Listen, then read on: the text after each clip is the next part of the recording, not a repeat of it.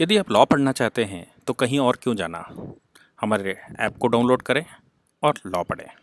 Gilgit Baltistan actually Jammu का क्षेत्र नहीं है, कश्मीर का क्षेत्र नहीं है। गिलगिट और बाल्टिस्तान लद्दाख का क्षेत्र है। इसको अगर हम कहें POL, पाक ऑक्युपाइड लद्दाख, तो ज्यादा ठीक होगा। तो लद्दाख क्षेत्र में ही यह सारा बवाल उस समय 1947 की पॉलिटिक्स ने तय किया था।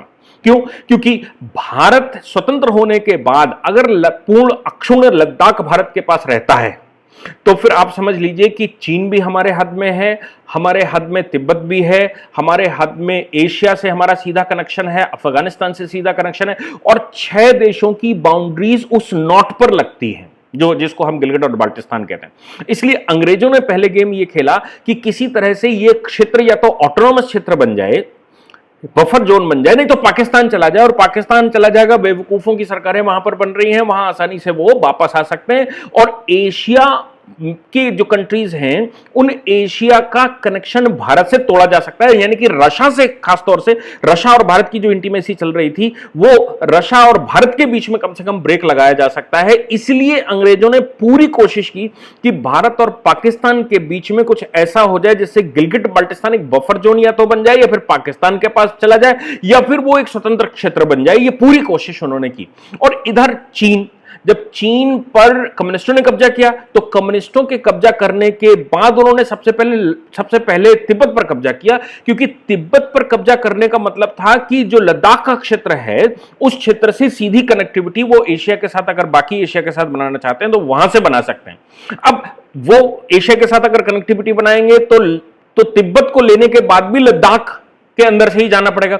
इसलिए उन्होंने जो दूसरा डिस्प्यूट खड़ा किया वो तिब्बत पर कब्जा करने के बाद, जब 1949 में तिब्बत पर कब्जा किया, 51 में उन्होंने तिब्बत पर अपना पूर्ण रूप से कब्जा कर लिया था, तो 51 के कब्जे के बाद 1960 में उन्होंने एक नक्शा दिया और क्लेम करना शुरू कर दिया कि लद्दाख का ये जो क्षेत्र है, कैलाश का क्षेत्र और ये अक्साई चीन का क्षेत्र, ये मेरा है। भारत ने वहां डिनाई भी किया। 62 में हमारी उनसे वार्ता चल रही थी। दुर्भाग्यवश हमारे पास उस समय फौजें नहीं थी। पंडित नेहरू की पॉलिसी ऐसी नहीं थी जिसको हम कह सकें कि वो कुछ बहुत अच्छा कर लेंगे। नतीजा ये निकला कि हम वो क्षेत्र खो बैठे। और ये जो कैलाश माउंटेन का क्षेत्र है ये नॉन पेट्रोलिंग क्षेत्र है, इसमें पेट्रोलिंग करना इतना आसान नहीं है। इसलिए चीन क्लेम करता रहा, और चीन के खाली क्लेम, सेनाएं नहीं, चीन केवल क्लेम करता रहा। उस चीन के केवल क्लेम को ही भारत ने कभी डिनाई नहीं किया, भारत ने उस समय डिनाई नहीं किया, जबकि वो चुशुल की ट्रीटी के अनुसार हमारा क्षेत्र बनता है और वो क्षेत्र हमें हर हालत में चाहिए। हालांकि पंडित नेहरू ने पार्लियामेंट में स्टेटमेंट दे दिया और कह दिया जहां वहां घास का दाना नहीं उगता वो उस क्षेत्र के लिए क्यों परेशान हो। पार्लियामेंटेरियन लगातार पंडित नेहरू को बता रहे थे कि भैया चीन जो है वो दावा करता जा रहा है, आप क्या कर रहे हो, आपकी स्ट्रेटजी क्या है। वो लद्दाख पर दावा कर रहा है, लद्दाख के बड़े क्षेत्रों पर दावा कर रहा है, कैलाश पर दावा कर रहा है, वो अक्साई चीन पर दावा कर रहा है, इवन वो तो चुशुल तक पे दावा करता है, जो भी आज भी तिब्बत भारत के पास है, और चुशुल में आज भी वार्ताएं चल रही हैं। और पेंगोंग लेक की जिसकी हम बात कर रहे थे, या हम गलवान की बात कर रहे थे, या वो फिंगर्स की बात कर रहे थे, वो सारे क्षेत्रों पर चीन ने 1960 में अपना दावा करना शुरू किया था। और 1960 के दावे के बाद ये जो 200 किलोमीटर का मैंने कहा, चुशुल ट्रीटी के अनुसार 200 किलोमीटर जो वहां मानसरोवर से जो रास्ता निकलता है कैलाश का, उस कैलाश पर वो खाली पीली ही क्लेम करता रहा। हम सेनाएं वो वहां बहुत पोस्ट नहीं कर सकता था, और हमने भी कभी उसको डिनाई नहीं किया। आज जब सूचनाएं आई तो वहां पर पेट्रोलिंग करना किसी के लिए भी आसान नहीं है। हमको याद होगा 2013 में एक फेस ऑफ हुआ था हमारा चीन के साथ इस बॉर्डर पर। 2013 के फेस ऑफ के बाद उस समय सेनाओं ने अपनी तैयारी करनी शुरू कर दी थी। 2014 में नरेंद्र मोदी की सरकार बनाई, उन्होंने BRO बनाया, बॉर्डर रोड ऑर्गेनाइजेशन, और कहा कि भाई इन सभी क्षेत्रों में हम रोड बनाएंगे, रोड बनाकर अपनी सेनाएं वहां तक पहुंचाएंगे। और जब हमने रोड बनानी शुरू कर दी तो ये जो लिपुलेख वाला डिस्प्यूट खड़ा किया गया नेपाल के बीच में, नेपाल और भारत के बीच में, जिसको हम काला पानी या हम वो जो नदी की बात आती है और उसमें वो एक कोना निकला हुआ नेपाल ने क्लेम किया है और संसद से अपने पास करवाया, ये रास्ता भी वो बंद करना चाहते हैं कैलाश मानसरोवर। कैलाश मानसरोवर में बार बार कहता आया हूं कि हमारे पूर्वजों ने तय किया होगा कि ये जो मानसरोवर है ये हमारा बॉर्डर है। चीन के साथ हमारा जो बॉर्डर लगेगा वो मानसरोवर का बॉर्डर लगेगा, तिब्बत के साथ जो हमारा बॉर्डर लगेगा वो मानसरोवर का बॉर्डर लगेगा, क्योंकि मानसरोवर भारत की अस्मिता का हिस्सा है, भारत की पहचान है। कैलाश भारत की पहचान है। भारत के सबसे पहले जो साइंटिस्ट हुए हैं, सबसे पहले प्रणेता, सृष्टि के जनक भगवान शिव के बारे में भी कैलाश मानसरोवर से ही जोड़ा गया, और वहीं से ये सृष्टि की शुरुआत, ऐसा या भारतीय सृष्टि की शुरुआत या संसार की सृष्टि की शुरुआत हमने वहां से की, ऐसा हम मानकर चलते हैं।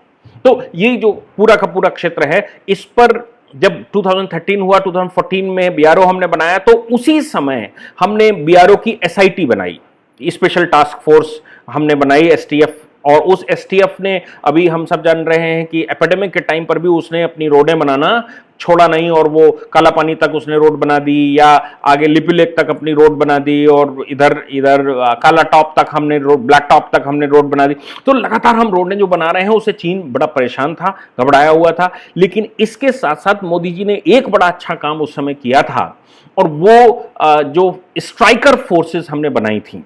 स्ट्राइकर फोर्सेस, आप सोच लीजिए कि 2014 में जब गवर्नमेंट बनी थी, तो बनते ही सबसे पहले स्ट्राइकर फोर्सेस उस समय बनाई गई थी। एसएफएफ से जवानों को निकाल कर, या उनकी जो अलग से बटालियन बनाई गई, यानी कि ये स्ट्राइकर फोर्सेस वो होंगी जो माउंटेनियस एरिया में फ्रंटियर पे, फ्रंट पर जाकर और सीधा सीधा जो भी उनको वॉर करना है, या जो हमारे क्षेत्र हैं उन क्षेत्रों में उनको जाना है और उनको प्रैक्टिस करना है। इसकी शुरुआत हमने 2015-16 में सबसे पहले तिब्बत बॉर्डर पर, जो तिब्बत का बॉर्डर हमारा अरुणाचल से लगता है, उस बॉर्डर पर हमने वहां उसकी प्रैक्टिस की थी। उस समय चीन ने हमारे ऊपर ऑब्जेक्शन भी लगाया था कि आपकी ये जो इस तरह की फोर्सेस हैं वो हमारे बॉर्डर पर क्यों प्रैक्टिस कर रही हैं, लेकिन उसकी एक्सरसाइज उस समय की गई थी। उस एक्सरसाइज का परिणाम ये निकला कि जब गलवान हमारे साथ हुआ और पेंगोंग में और गलवान में जब डिस्प्यूट शुरू हुआ, तो उस दौरान वो जो फोर्सेस हैं, जो स्ट्राइकर फोर्सेस हैं, इस स्ट्राइकर फोर्सेस को मोदी सरकार ने पूरी खुली छूट दे दी एसएफएफ के साथ, और कहा कि भाई जो मानसरोवर है, मानसरोवर का जो बॉर्डर बनता है, और जो कैलाश रेंज है,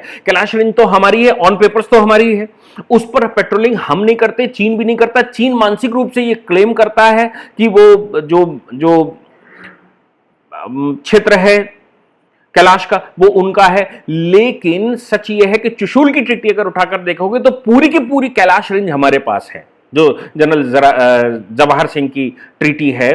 उस समय गुलाब सिंह के नेतृत्व में हुआ था, महाराजा रणजीत सिंह के आधिपत्य में हुआ था। वो ट्रीटी के अनुसार अगर हम कैलाश रेंज में घुसते चले जा रहे हैं, और कैलाश रेंज में एक बड़ी सिचुएशन में जो हमारी ये फ्रंटियर फोर्सेस हैं, जो हमारी फोर्सेस हैं, वो कल तक घुस चुकी हैं। अब आप ये समझ लीजिए, उस साइड से जब हम लेह साइड से बात करते हैं तो मानसरोवर से हम थोड़ा पीछे हैं, 50 किलोमीटर पीछे रह गए होंगे, जबकि 200 किलोमीटर तक हमारी उस समय तक पेट्रोलिंग नहीं होती थी।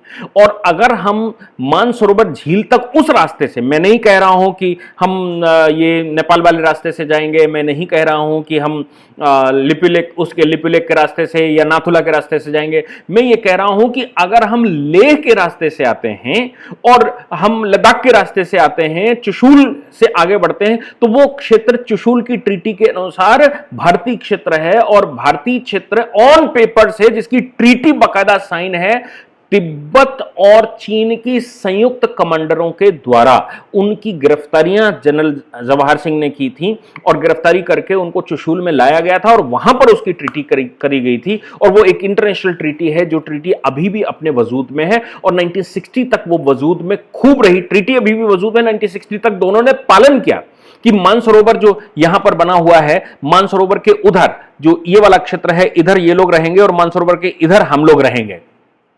मुझे लगता है कि जो भारतीय सेनाएं हैं वो अगर मानसरोवर बॉर्डर पर ऊपर से वेस्टर्न साइड से, वेस्ट नॉर्थ से अगर हम पहुंच जाते हैं, तो वहां पर जो बाउंड्री बनेगी तो वो चुशूल की ट्रीटी के अनुसार परफेक्ट होगी। इसलिए अब कैलाश में जाने के लिए अपने को कहीं नेपाल से नहीं जाना, और ना ही नाथुले दर्रे का इस्तेमाल करना है। कैलाश रेंज पूरी हमारी है, उधर से केवल बीआरओ अब सशक्त हुई है, जो रोड बना रही है, हम उस पर रोड बना सकते हैं, और वहां से हम मानसरोवर पहुंच सकते हैं। मानसरोवर का जो दूसरा हिस्सा है, जो ईस्टर्न साइड है, वो तिब्बत का हिस्सा बनता है। इसलिए 17 किलोमीटर तक की परिक्रमा तो हम ऐसे ही कर सकते हैं, और बाकी की जो 17-18 किलोमीटर, 20 किलोमीटर, 22 किलोमीटर जो भी बनता है, वो परिक्रमा करने के लिए अपने को चीन से बात करनी पड़ेगी तिब्बत के लिए, जब तक तिब्बत चीन के कब्जे में है। और जिस दिन तिब्बत स्वतंत्र हो जाएगा तो हमारी तिब्बत के साथ वार्ता होगी, और हम वो जो 43 किलोमीटर की परिक्रमा है, 43 किलोमीटर्स की, वो परिक्रमा भी हम बिना किसी पासपोर्ट, बिना किसी अनुमति, बिना किसी रास्ते की अनुमति लिए बना सकते हैं। मुझे लगता है कि एक अच्छा कदम है जो भारत सरकार ने डिसीजन लिया और इस तरह की फोर्सेस बनाई, और इस तरह की फोर्सेस ने वहां पर जाकर अपना रंग दिखाया, और आज वो लगातार आगे बढ़ते जा रहे हैं। चीन इस समय, मैं पहले बहुत सारे पीछे के लेक्चर्स में बता चुका हूं, बहुत बुरा फंसा हुआ है, इसलिए चीन को इतना आसान नहीं है कि वो उन क्षेत्रों में जाकर युद्ध कर सके, या वो कैलाश की जो रेंज है वो केवल मुंह से बोलता रहा कि कैलाश रेंज वाला जो क्षेत्र है वो हमारा है, चुशूल तक हमारा बनता है, लेकिन चुशूल की ट्रीटी बताती है कि वो कैलाश क्षेत्र भी हमारा है, और उस क्षेत्र पर एक बड़े भूभाग पर कल हमारी सेनाओं ने अपनी पेट्रोलिंग शुरू कर दी है, और वो पेट्रोलिंग ये बता रही है कि हम किस प्रकार से इस समय इन बॉर्डर्स के क्षेत्र में संजीदा हैं, और इनके विषय में किसी भी प्रकार की कोई कोताही या कोई भी किसी प्रकार की ढिलाई नहीं बरती जाएगी नरेंद्र मोदी जी के नेतृत्व में।